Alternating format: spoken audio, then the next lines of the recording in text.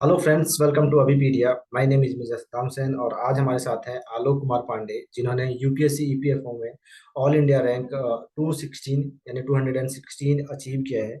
तो आज हम लोग इनसे जानेंगे कि क्या स्ट्रैटेजी थी इनकी, किस टिप्स से इन्होंने किस टाइप से इन्होंने प्रिपरेशन किया, अलग अलग सब्जेक्ट की क्या रणनीति इन्होंने बनाई, और इनकी जो जर्नी रही एक ऑफिसर से एक स्टूडेंट से एक ऑफिसर बनने की, आज उनके बारे में हम लोग सब कुछ जानेंगे। सबसे पहले मैं स्वागत करता हूँ अपने यूट्यूब चैनल पे आलोक कुमार पांडे का। हेलो। Thank you, sir.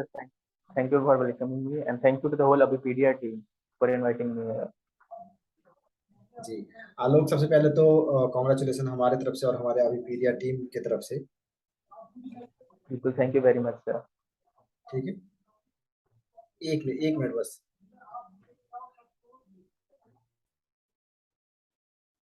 जी, आलोक, आप अपने बारे में बताएं हमें कुछ कि आप कहाँ से बिलोंग करते हो, आपके एजुकेशन क्वालिफिकेशन क्या है। सर, मैं मधुबनी डिस्ट्रिक्ट बिहार से बिलोंग करता हूँ, पर क्योंकि मेरे फादर आर्मी में थे तो मेरी स्कूलिंग डिफरेंट स्टेट्स में हुई है। मैंने इंजीनियरिंग करी है मैकेनिकल फील्ड से फ्रॉम जी पन।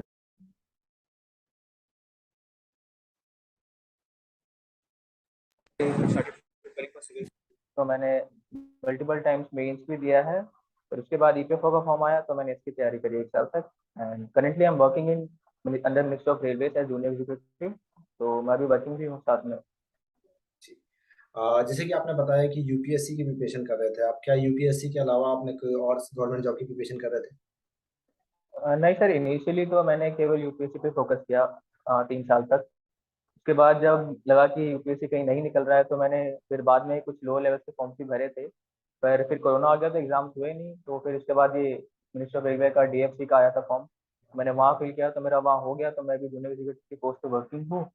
और साथ में ईपीएफओ का एग्जाम दिया था तो वो भी निकल गया है।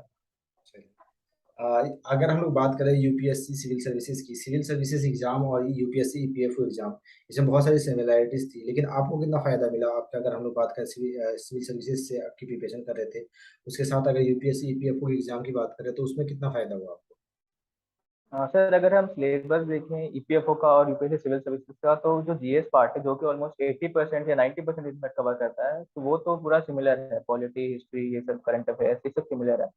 तो वो चीज़ मेरा पहले ही कवर अप हो चुका था कहीं ना कहीं।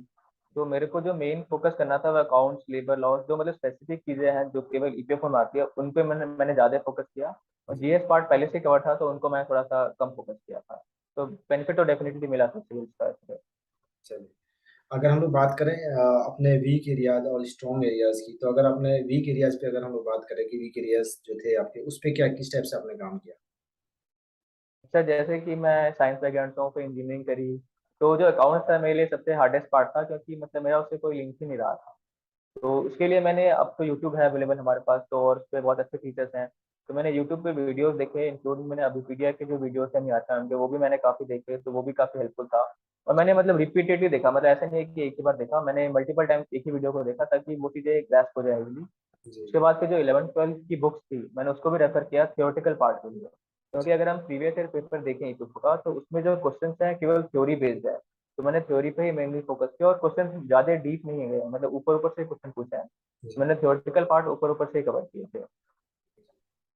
और अगर हम लोग इंडस्ट्रियल एंड लेबर लॉ की बात करें तो उस पे क्या किया था, उसकी प्रिपरेशन कैसे की थी। फिर इस सब्जेक्ट में मैंने काफ़ी हार्ड वर्क किया था, क्योंकि जो नए 4 कोड्स आए हैं मुझे लगा था कि उनमें से क्वेश्चन आएंगे। तो मैंने मतलब ऑफिशियल वेबसाइट पे जाके वो चारों कोड्स को डाउनलोड किया, उनका प्रिंट आउट किया और मैंने लाइन बाय लाइन उनको पढ़ा था।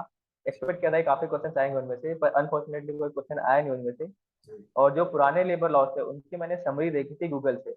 जी। तो जो एग्जाम में क्वेश्चन आए थे वो समरी से हो गया, मतलब ऐसा नहीं है कि क्वेश्चन काफी डीप आए थे, तो जो समरी पढ़ी थी मैंने लॉस की, उसी से सारे क्वेश्चन हो गया ऑलमोस्ट।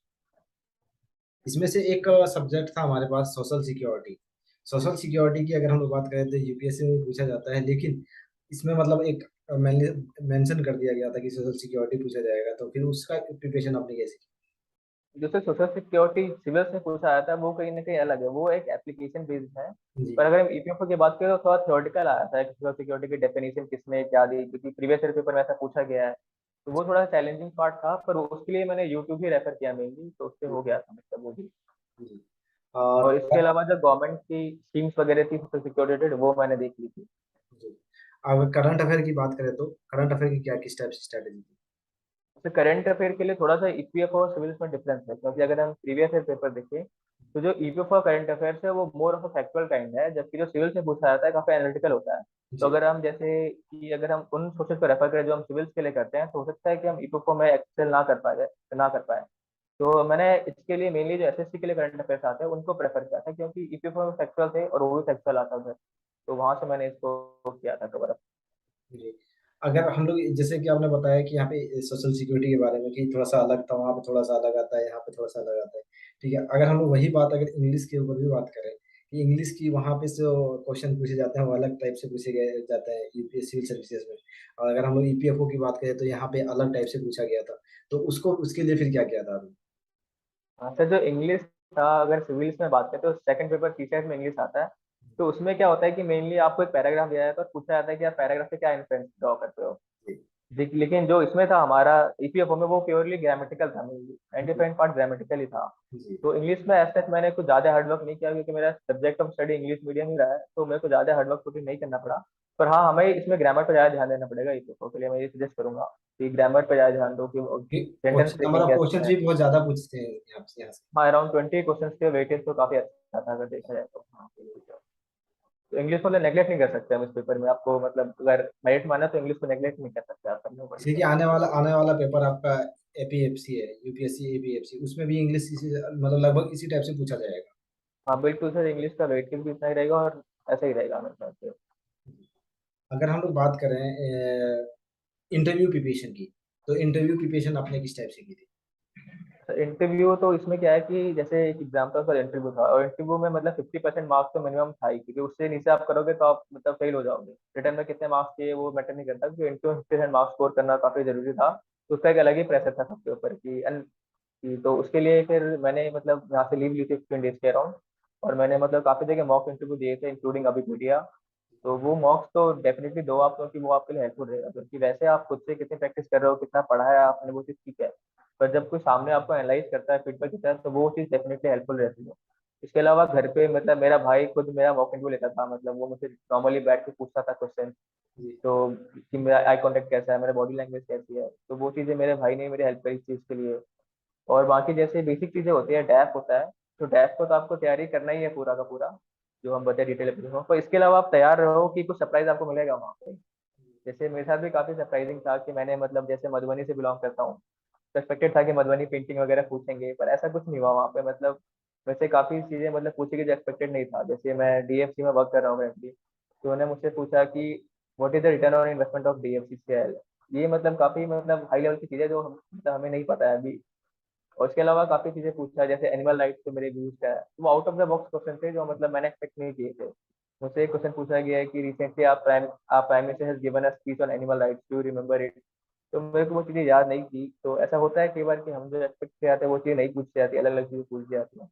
पर वहाँ पे काम रहना है बिल्कुल, और ध्यान से सुनना है, और जो आता है उसका आंसर करना है। नहीं आता है तो आप बोल सकते हैं कि sorry sir, I am not able to recall right now. तो एक्सेप्टेड होता है वहाँ पे।